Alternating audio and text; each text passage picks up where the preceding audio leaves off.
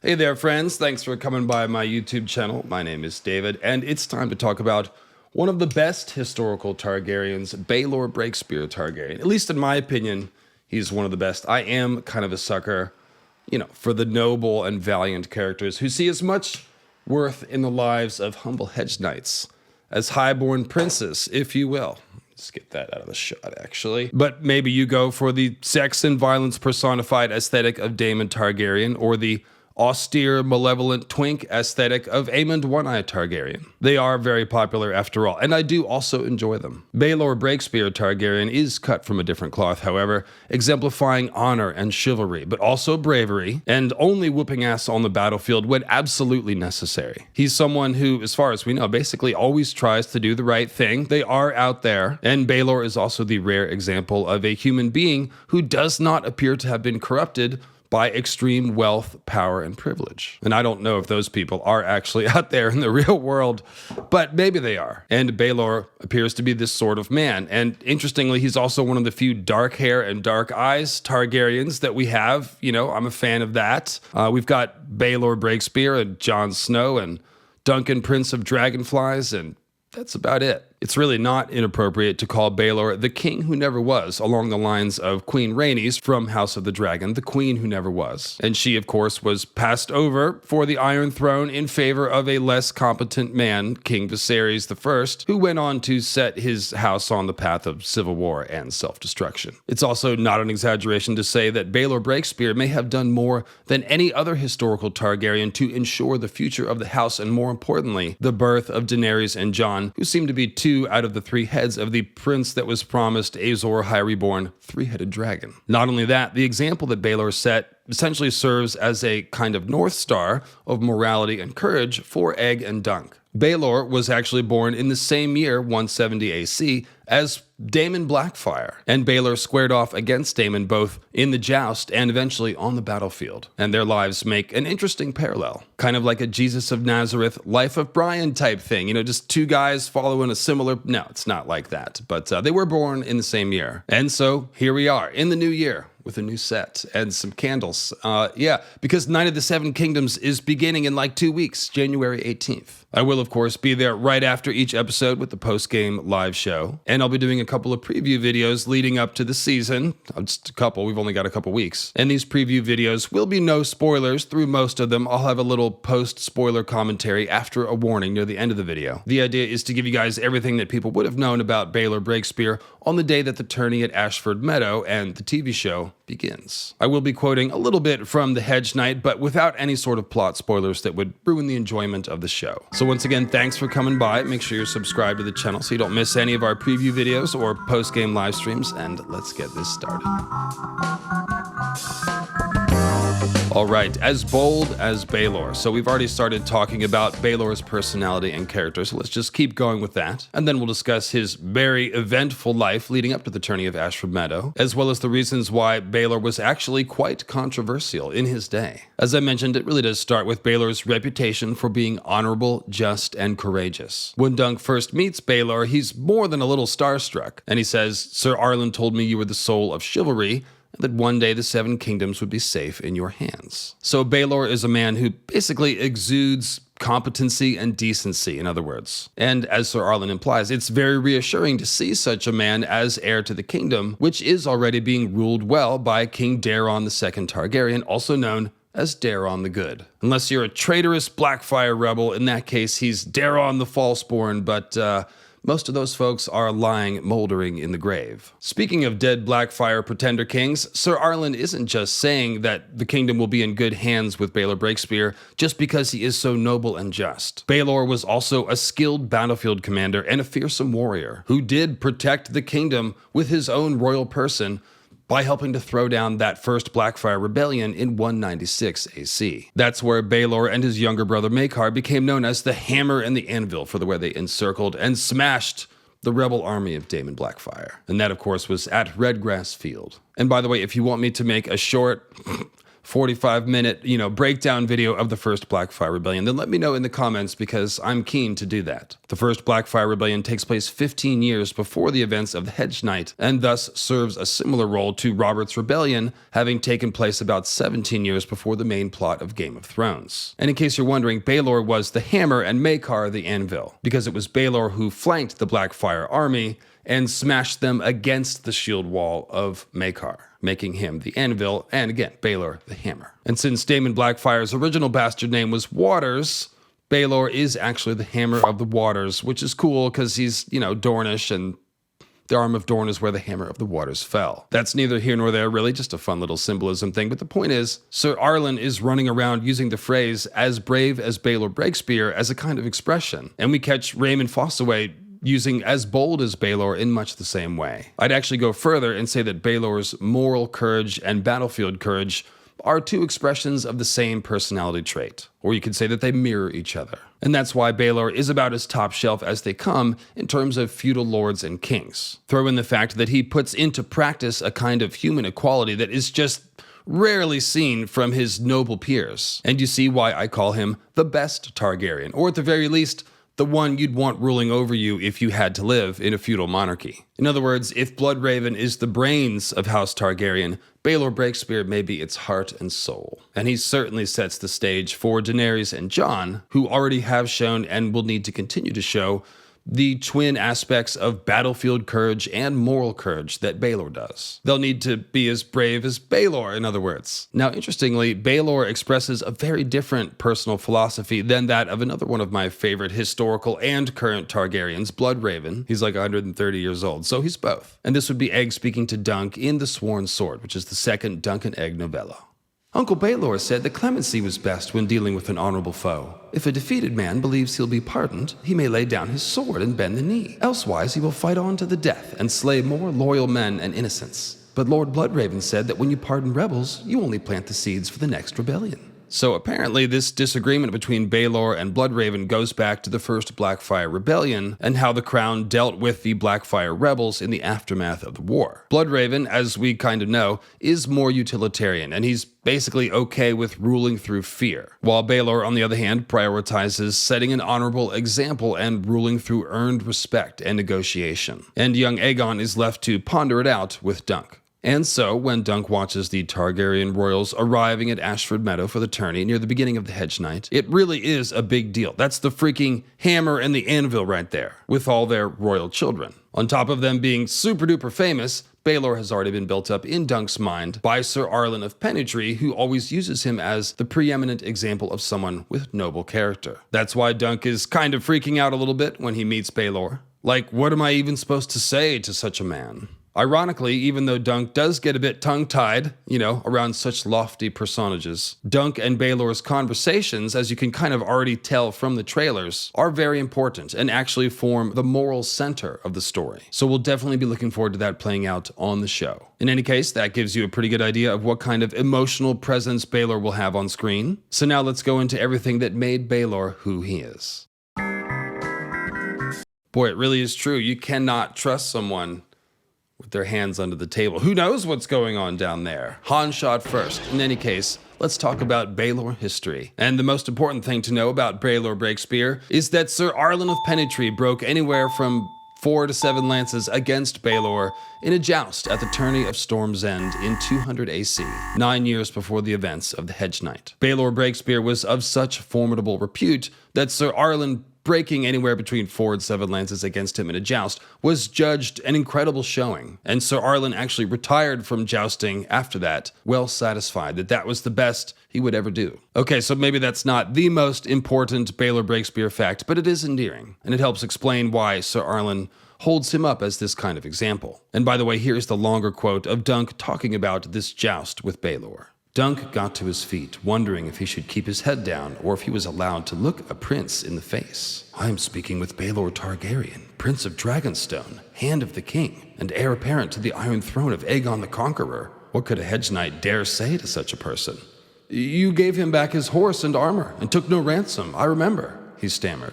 So as you probably remember, Baelor goes on to gently correct Dunk about how many lances were broken. It was 4.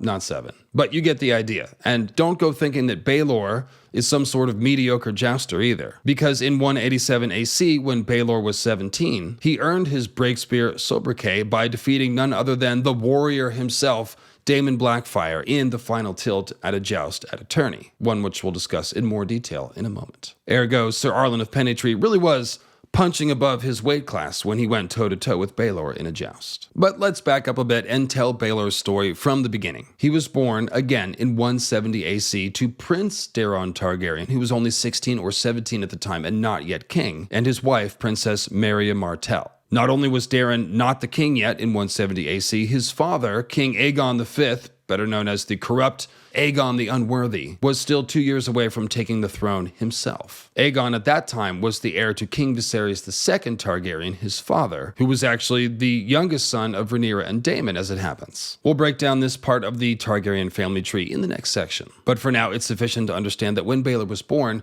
he was a long way from the throne, with the ruling king at that time being his great-grandfather. Baelor didn't become heir to the throne until he was 14 years old in 184 AC, after his grandfather, Aegon the Unworthy, had finally finished causing trouble and laid down his chaotic burden. And we'll talk a lot more about Aegon in the next section. So 3 years later, at 17, he has that joust with Daemon Blackfyre, and then at some point after becoming heir to the Iron Throne, Baelor is named Prince of Dragonstone by his father Daeron. Then when Baelor is 26, in 196 AC, the Blackfyre Rebellion erupts, the first one, and Baelor and his younger brother Maekar rise to the task. And it's really Baelor, Maekar, and their bastard great-uncle, Sir Brynden Rivers, who are chiefly responsible for defeating the Blackfyres on behalf of King Daeron. And Daeron himself famously was never the warrior. He was one of those bookish Targaryens who preferred the company of scholars and maesters and maybe wizards to the training yard. Baelor was rewarded after the war by being named Hand of the King to his father. So by the time of Dunk and Egg, Baelor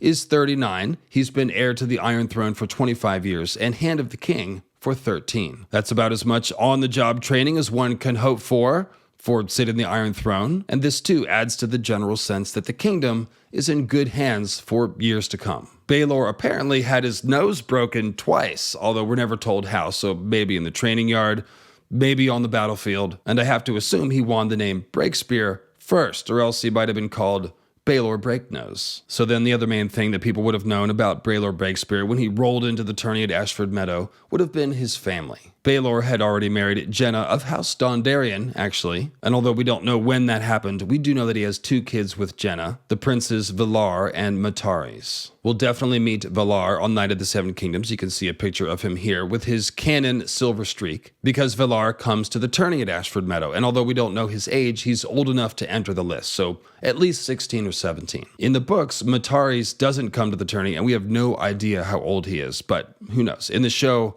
maybe we'll see him there. We also do have to stop for a moment to admire the sort of Valyrian Renaissance names that Baelor gave his kids. Valar with 1 R means all men in High Valyrian, as in Valar Morghulis, Valar Dohaeris. So perhaps the name Valar with 2 R's is kind of like the name Adam or Manus, meaning man, or even manly. And of course, George is being inspired here by the name of the gods in J.R.R. Tolkien's Lord of the Rings universe, and they are called the Valar. The name Mataris, on the other hand, is 1 letter away from Mantaris, which is the name of a Valyrian colony, one which is known as the City of Monsters, actually, so kind of the opposite of the abode of the Valar.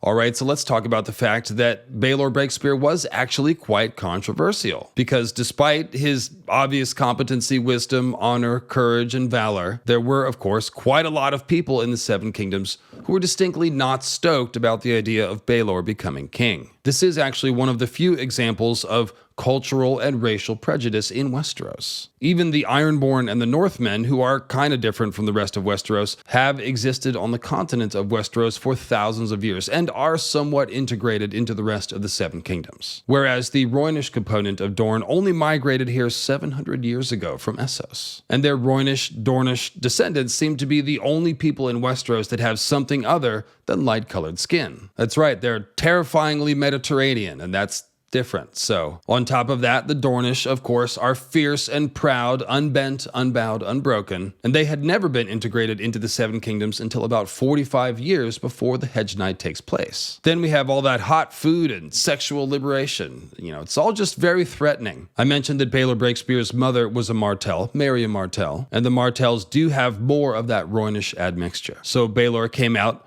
favoring his mother with dark brown hair and brown eyes, and one assumes with a bit of a tan, and no trace of the purple eyes or silver hair that the Targaryens are famous for. This is why people said he was more Martell than Targaryen. That's not how genetics works, but the key thing to realize is that the Targaryens don't have dragons anymore, so their silver hair and purple eyes, at least in the books they have purple eyes, but silver hair, it's the only thing that really marks them as different. And they're still trying to maintain this idea that they're God people, God humans, something special and more than normal people. So yeah, the dragons are gone and Baelor doesn't even have silver hair. And by the way, if my voice is a little drier than usual, I am just getting over a sore throat, so thanks for bearing with me. And the bigger issue here really is the fact that some Westerosi houses, especially the Marcher lords who bordered Dorne and had always been their enemies, resented Dorne's integration into the Seven Kingdoms. This is a large part of what eventually led to the Blackfyre Rebellion, with all the anti-Dornish houses allying with Daemon Blackfyre. Let's go ahead and put the Targ family tree up on the screen here so you can see what's going on. And basically, Rhaenyra and Daemon's two sons, Aegon and Viserys, who both sat the Iron Throne at different times and who both had children who sat the Iron Throne, created a bifurcation in the family tree. Aegon II, called the Dragonsbane, was the elder brother and ruled first from 131 to 157 AC, so good long reign, and his brother Viserys served as Hand during that time. Then two of Aegon's sons had short reigns after him. Daeron I, called the Young Dragon, took the throne at age 14, tried to conquer Dorne, kinda sorta succeeded, kinda not, and then died at age 18, the victim of Dornish treachery, having been murdered under a peace banner.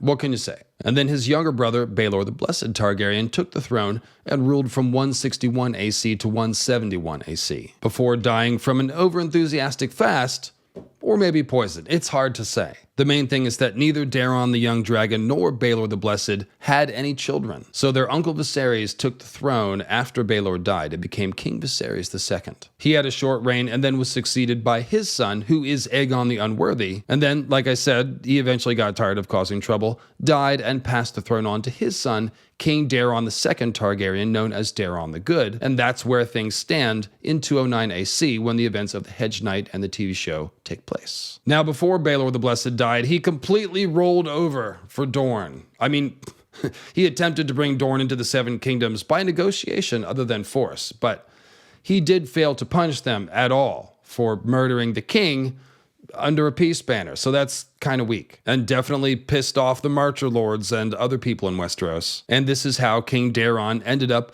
married to a Martell, because of this negotiation to bring Dorne into the Seven Kingdoms. Baelor the Blessed essentially promised that the only grandson of his uncle, King Viserys, who was Daeron the Good, the eligible Targaryen prince at that time, would marry Mariah Martell, which he did in 169 AC with Baelor Breakspear's birth following the year after. So that began the Dornish integration process, but it was not officially complete. The Dornish did not officially bend the knee to the Iron Throne until Daeron, at that point king, agreed to wed his much younger sister Daenerys to Meryn Martell, the ruling prince of Dorne and Mariah's brother. Daenerys is like 16 at that time, but Daeron is in his 30s, so that's why I say much younger. And this is also the Daenerys for whom the Water Gardens were named, which is something that Quentyn mentions to Dany in A Dance with Dragons when he is trying and failing to establish rapport. So this Daenerys marries Prince Meryn Martell in 187 AC, and it's actually the tourney held at this wedding where Baelor Breakspear defeats Daemon Blackfyre in the joust. The anti-Dornish haters of the realm were making cry face emojis at this outcome. And in fact, this joust turns out to be a preview, essentially, of Redgrass Field. This defeat would have stung a little extra for Daemon Blackfyre because he supposedly was in love with his cousin Daenerys, and therefore became bitter about her being wedded off to the Dornish. And so, going back several decades, you have this running line of tension related to the Dornish integration with Westeros, which kind of comes to a head in the form of Baelor Breakspear, a half-Martell heir to the Iron Throne. And by the way, I can't help but wonder if his Breakspear nickname was in part a nod to the Martell coat of arms, a son transfixed by a spear. Because technically Baelor would have been breaking lances at the joust, not spears. So maybe he is Breakspear instead of Breaklance, because he is a Martell. In any case, we know that the Blackfires did not launch one, but rather several rebellions. And we know that the supporters of the first Blackfire rebellion did not all die. And they also didn't just get over their grievances because they lost. And recall that, again, it was Baelor, ironically, who was arguing for mercy and clemency for these Dornish-hating rebels. And so, 13 years after the Blackfire Rebellion was decisively thrown down by Baelor, Maekar, and Bloodraven, Baelor is still somewhat controversial, depending on who you ask. So this ends the no-spoiler portion of the video, and do look out next week for my Blackfire Rebellion video, which will also be no spoilers. But that said, spoiler warning, spoiler warning.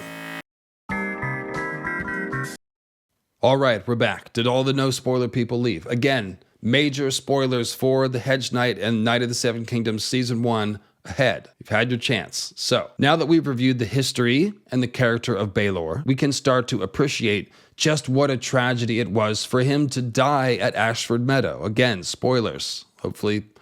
Anyway, yeah, he dies. He dies. And we all remember it was gut-wrenching. After the joust is over, they pull the helmet off and part of his skull falls off, so that's bad. And unfortunately, he seems to have been killed by a blow from his brother Maekar, who of course wasn't trying to kill him. So it's not just an emotional tragedy for the people there that day. This was the future of the realm. This was the realm being in good hands for years to come, going up in smoke. So Baelor really is worthy of the title, The King Who Never Was. However, I don't think that George just wrote his story as a tragedy to make us weep for the roads not taken. After all, if not for Baelor's actions at Ashford Meadow, Dunk would have been maimed or even beheaded to assuage the wrath of Aryan Brightflame, and therefore would never have been this all-important mentor and role model to young Egg, would never have been named to Egg's Kingsguard after Egg became king, and therefore Dunk would never have been around to save Rhaella and Rhaegar from the fires of Summerhall, which it seems that Dunk did. In other words, Baelor's life's coin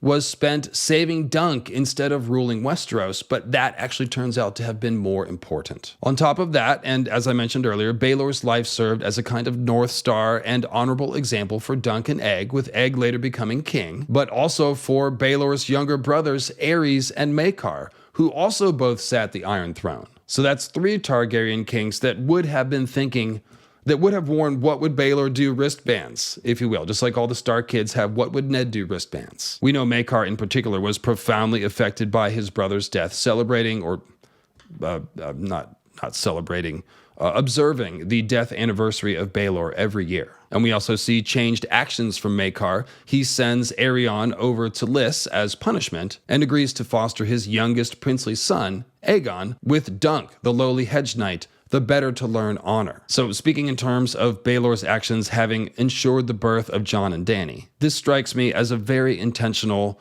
Dunk and Baelor butterfly effect that George Martin has created, so that no one would fail to miss the message, which is that doing the right thing is most important when it's hard. So just like Ned says, only when a man is afraid can he really show courage, it's the same with integrity. It's, pretty easy to do the right thing when there are no consequences, but true integrity is standing like a bulwark against the tide. And that's just what Dunk and Baelor both do in The Hedge Knight. And so they are the twin pillars that hold up the story and the future of House Targaryen and the future of the world. So, when we think about the historical members of House Targaryen who defined and shaped what House Targaryen is, we surely think of people like Aegon the Conqueror and his sisters, particularly Visenya, and Visenya's son Maegor. We think of Jaehaerys and Alysanne and Rhaena, Rider of Dreamfire. We think of Daemon and Rhaenyra, certainly after House of the Dragon. And we, of course, think about people like Bloodraven, and maybe even Daemon Blackfyre and Bittersteel. We certainly think of Egg, Aegon the Fifth Targaryen, who unfortunately did,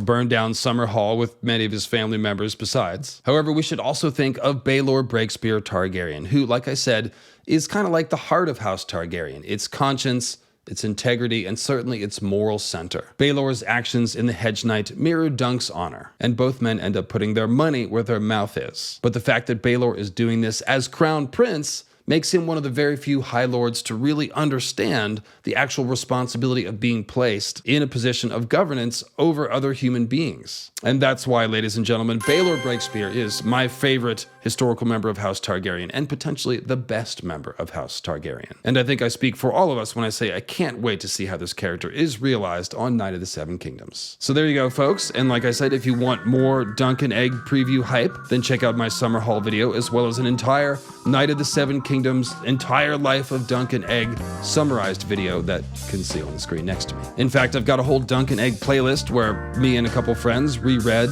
all 3 novellas. And then once again, I will ask you to please subscribe to the channel if you like these videos and you want to see next week's Blackfire Rebellion video, and join us for the fun post-game after show after every episode. So thanks again, folks, and I'll see you next week.